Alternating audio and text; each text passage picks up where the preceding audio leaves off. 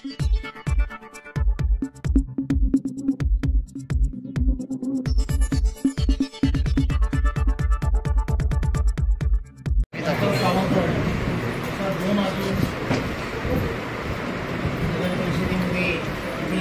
घ्यायची आहे, त्यामुळे आपल्या सर्वांचा जास्त वेळ घेणार नाही.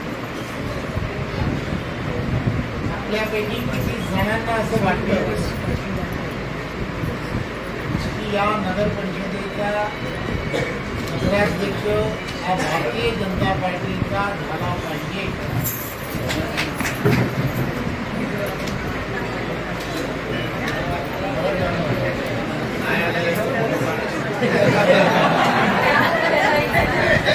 ऐकायला थोडं कमी येतं.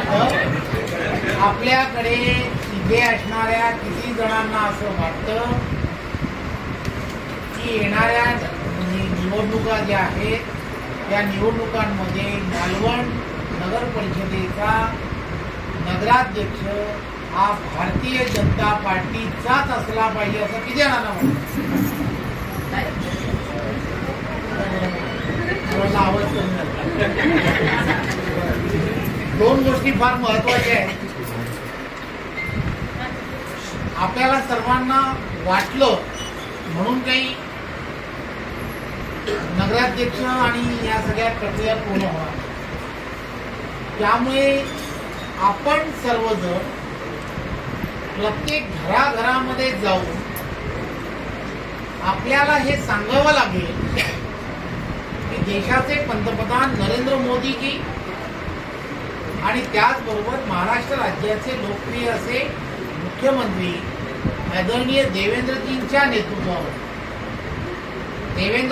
नेतृत्वामध्ये या नगर परिषदेच्या असणाऱ्या एकंदरीत विकासात्मक कामाला जर चांगल्या पद्धतीने गती द्यायची असेल तर या सर्व विषयामध्ये मदत कोण करू शकतो, तर तो मदत फक्त नरेंद्र मोदीजींच्या नेतृत्वातलं सरकार आणि देवेंद्रजींच्या नेतृत्वातलं सरकारच मदत करू शकतं.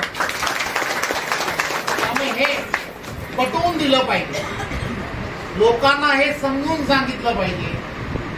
आता हे दोनही नेते जर भारतीय जनता पार्टीचे आहेत तर मतदान हे भारतीय जनता पार्टीला करणं हेच संयुक्तिक आहे, हे तुम्हाला पटवून दिलं पाहिजे. आपलं मतदान पूर्वी गावातली मंडळी अतिशय चांगल्या पद्धतीत बोलायची. माझा मतदान मी फुकट जाऊ देतलं नाही बोलायची की नाही. तुम्ही यायचो तेव्हा मला असं बरीच जण म्हणायची. त्यामुळे आता लक्षात काय घेतलं पाहिजे, या सगळ्यांना हे सांगितलं पाहिजे की आपलं मतदान फुकट जाऊ देऊ नका.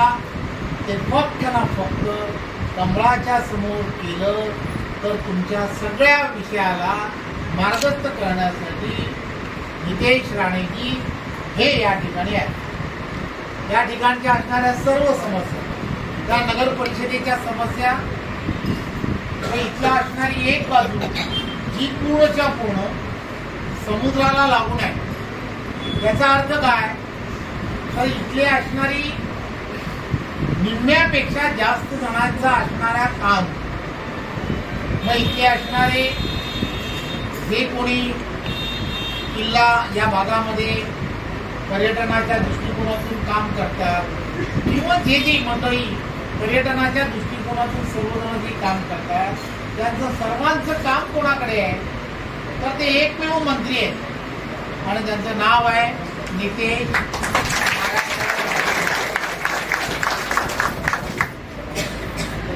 प्रत्येकाचं मत्स्य विभागाचं काम कोणाकडे, नारायण राणे यांचे सुपुत्र नितेश राणे यांच्याकडे. त्यामुळे बाकी कोणी काही बोललं तरी लक्षात काय घेतलं पाहिजे की येणाऱ्या 5 वर्षामध्ये, आता ही 1 वर्ष पूर्ण झालं, 4 वर्षामध्ये प्रत्येक ते काम, एखाद्याची बोट आहे त्याचं काही काम असेल ते कोणाकडे येते तर सांगत राहिलं पाहिजे, ते हे कोणाकडे तर हे याच्याकडे. म्हणजे असं सर्वच्या सर्व विषय जे आहेत. त्यामुळे सरकार पूर्णच्या पूर्ण हे भारतीय जनता पार्टीचं आहे. त्यामुळे यावेळेला मतदान करताना विचारपूर्वक करणं आणि मतदान फुकट नका करणं. त्यामुळे काही मंडळी मतदान जे मागतायत ती मागत का आहेत ते मला माहित नाही. त्यामुळे त्यांनी खरं तर या सगळ्या विषयामध्ये बायस दिली पाहिजे होती. अतिशय चांगल्या कॅन्डिडेट नगराध्यक्षाच्या आहेत की नाही, तुम्हीच सांगितलं म्हणून आम्ही तिकीट एवढ्या चांगल्या कॅन्डिडेट की ज्या लोकांमध्ये सामाजिक बांधिलकी ठेवून सातत्याने वावरतात, याचा सुद्धा प्रचार आणि प्रसार करणं गरजेचं आहे. सोपं नसतं. एखाद्या विषयामध्ये आपण लोकांपर्यंत जाऊन काय मांडतोय की या मालवणमध्ये असणाऱ्या अशा अनेक समस्या ज्या आहेत की ज्या समस्यांना खऱ्या अर्थाने न्यायाच्या भूमिकेपर्यंत घेऊन जाणारं एक नेतृत्व हे मालवण शहरामध्ये येणाऱ्या काळामध्ये तुम्हाला दिलं गेलं पाहिजे, तुम्ही दिलं गेलं पाहिजे. आणि ही जबाबदारी मालवण शहरातील मतदारांची आहे हे तुम्हाला आम्हाला सर्वांना पटवून सांगितलं पाहिजे. आणि म्हटलं जातं जसं तुमची आमची सर्वांची भाजपा काय म्हणायचं, तुमची आमची सर्वांची भाजपा असं म्हणत म्हणत लोकांपर्यंत जा. नरेंद्र मोदीजींचं कमळ हे फक्त भारतापुरतं आता राहिलं नाही, जगाला नेतृत्व देणारं असं नेतृत्व आज नरेंद्र मोदींच्या रूपाने तयार झालं आहे. तसंच देवेंद्रजींसारखं नेतृत्वही तयार आहे. आणि या सगळ्या गोष्टींकडे तुम्हाला आम्हाला सर्वांना अतिशय वेळ देऊन आपल्याला या दिवसांमध्ये कुठेही वेळ न दवडता आपल्याला जेवढा वेळ लोकांपर्यंत जाता येईल तेव्हा लोकांपर्यंत गेलं पाहिजे. लक्षात घ्या, कोरोनाच्या काळामधील असणारे ज्या काही आपल्याला हे मिळालं, कोरोनाच्या ज्या लसी मिळाल्या वाचण्यासाठी, त्या कोणी दिल्या तर नरेंद्र मोदीजींच्या केंद्रातल्या सरकारने दिल्या. म्हणजेच काय तर भाजपाने दिल्या.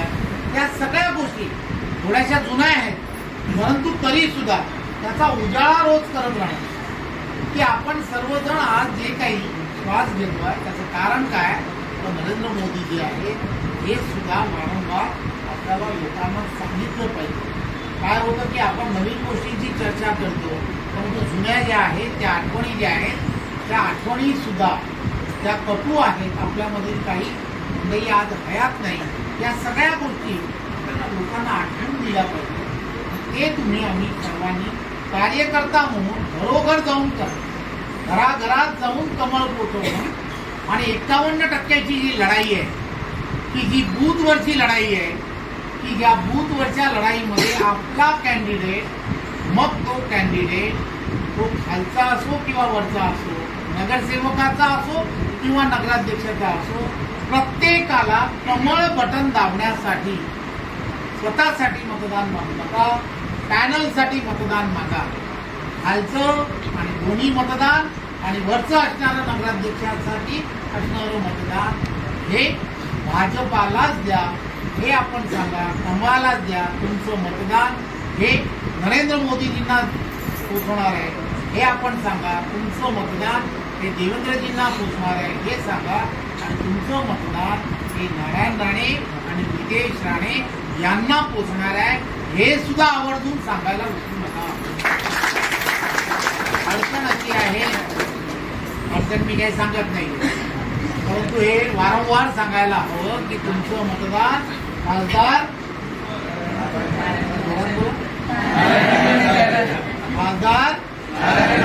भाजपाचं मतदान पोचवा असं सांगत राहिलं पाहिजे. लोकांपर्यंत जा एवढीच आपल्या सर्वांना विनंती. पुन्हा एकदा सर्वांना खूप खूप शुभेच्छा.